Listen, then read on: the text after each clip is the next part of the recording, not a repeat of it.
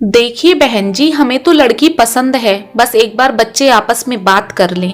हाँ हाँ भाई साहब, क्यों नहीं, जीवन भी तो इन दोनों को ही साथ बिताना है। अंजलि और राघव कुछ देर के लिए छत पर चले गए। बस एक बार बच्चे एक दूसरे को पसंद कर ले तो दोनों की शादी फरवरी में ही कर देंगे। अंजलि की मम्मी सुमित्रा जी ने राघव की मम्मी निम्मी जी से बोला, हाँ बहन जी, फरवरी का मौसम भी शादी के हिसाब से ठीक रहता है। मम्मी मम्मी, अभी दीदी का ग्रेजुएशन तो पूरा होने दीजिए, शादी नवंबर में कर लेंगे। अंजलि की बहन श्वेता ने धीरे से अपनी मम्मी के कानों में बोला। सुमित्रा जी ने आंखें दिखाकर श्वेता को चुप करा दिया। अंजलि और राघव की रजामंदी से दोनों की शादी फरवरी में फिक्स कर दी गई।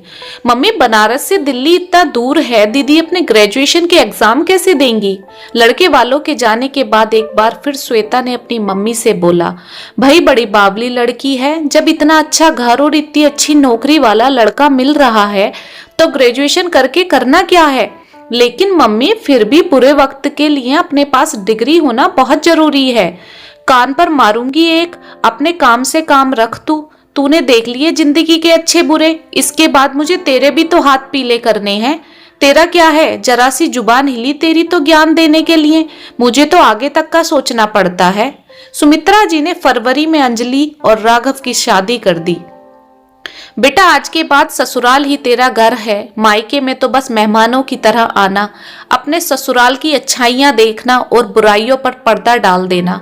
जीवन में बड़े संघर्ष करने पड़ते हैं, अगर बुराइयों को तलाशते रहोगे तो जीवन मुश्किल हो जाएगा, बोलकर सुमित्रा जी ने अपनी बेटी अंजलि को विदा कर दिया।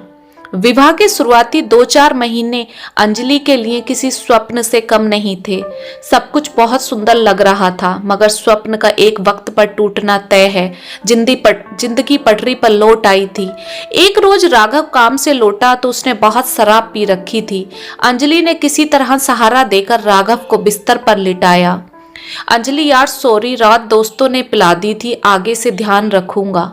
राघव ने सुबह को अंजलि से माफी मांगी। अंजलि ने भी एक मामूली बात समझकर उसे भुला दिया, लेकिन अगले ही हफ्ते राघव फिर शराब पीकर आया। उसके पैर डगमगा रहे थे। राघव, तुम आज फिर शराब पीकर आए हो? अंजलि ने गुस्से में चिल्लाते हुए बोला। राघव ने एक जोर का थप्पड़ अंजलि के गाल पर रख दिया। आगे से मुझसे चिल्लाकर बात मत करना। अंजलि को अपनी आंखों और कानों पर भरोसा नहीं हो रहा था। अंजलि की आंखें आंसुओं से भर चुकी थी। राघव, तेरा दिमाग खराब है, बहू पर हाथ उठा रहा है। निम्मी जी ने राघव पर गुस्सा करते हुए बोला, मम्मी, हम दोनों पति पत्नी का मसला है, बीच में ना ही पड़ो तो अच्छा है, वरना इसके साथ तुम्हें भी घर से धक्के मारकर बाहर कर दूंगा। राघव की सुर्ख आंखें देखकर निम्मी जी 2 कदम पीछे हट गईं। अंजलि ने गुस्से में अपना सामान पैक किया, मगर तभी उसे अपनी माँ की कही हुई बात याद आई। मायके में तो वो सिर्फ मेहमान है, जाएगी तो जाएगी कहाँ? माँ बाप ने इतना पढ़ाया लिखाया भी नहीं कि अपने पैर पर खड़ी हो सके।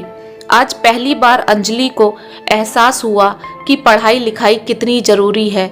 लड़कियों का तो न मायका होता है न ससुराल। अंजलि अपने ससुराल की अच्छाइयों को देखकर और बुराइयों पर पर्दा डालती हुई जिंदगी से संघर्ष कर रही है।